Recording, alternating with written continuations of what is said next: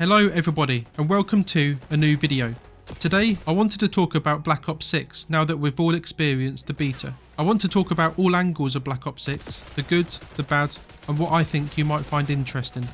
So please stick around because I think I have some information that you might want to listen to before you play the full release of Black Ops 6. So the first few things that I want to talk about is the Omnimovement and the Aim Assist.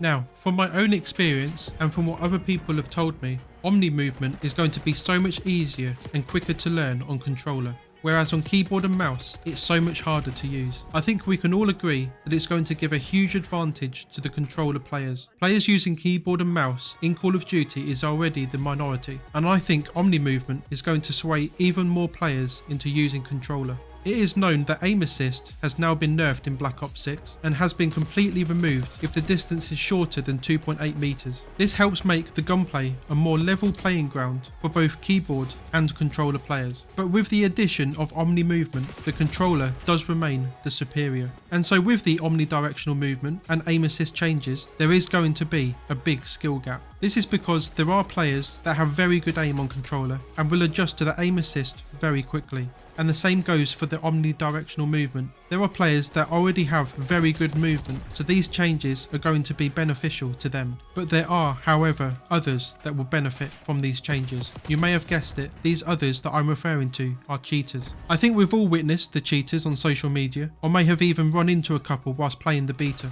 Cheaters and hackers have been a huge problem for previous Call of Duty titles, and this could be one of the worst. Cheaters and hackers have been a huge problem for previous Call of Duty titles, and this could be one of the worst if cheaters and hackers start to exploit the new movement system. And now moving on from this, I would like to talk about the maps and the time to kill. I think that we can all agree that the maps that were released with the beta were very small, and this was no mistake. The map designers have already said that they are working on smaller maps with 3 lanes. If you enjoy the smaller maps, like Nuketown for example, I think you will enjoy the maps that will release with Black Ops 6, but if you enjoy the bigger maps with open areas, I do think you're going to be disappointed. I believe the bigger maps for this year's release will be the size of Scud, which is still a pretty small map considering what we have had in recent Call of Duty titles. This is because map designers will be working on smaller maps to help speed up the game and make an environment for Omnimovement to feel fun and crucial to the gameplay.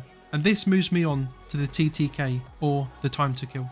I believe the time to kill is a little too fast. If they want Omnimovement to feel fun and a good way to evade, they need to give players time to react. Overall, I thought the weapon balancing was pretty good, with exception of a couple of broken SMGs. But with a very small tweak to the time to kill, I think this could be beneficial to the overall gameplay.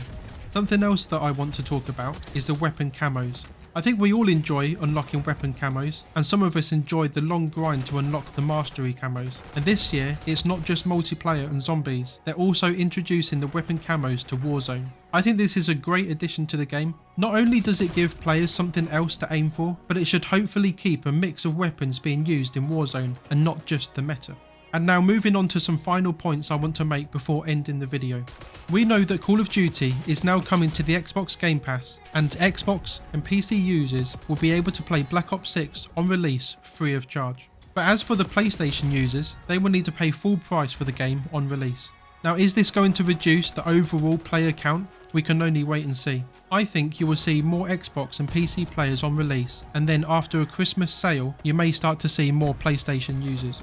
And now finally, just a few things I think they must fix before the full release.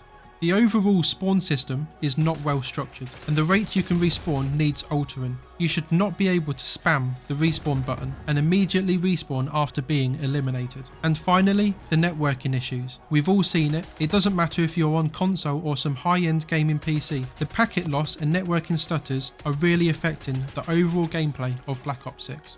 If these issues can be fixed before the full release, I think this could be one of the best and most polished Call of Duty titles we've had in years. And so please, let me know your thoughts in the comments below, leave a like if you enjoyed the video, and subscribe if you're new to the channel. And I will see you in the next video. Thank you, have a great day, take care, and goodbye.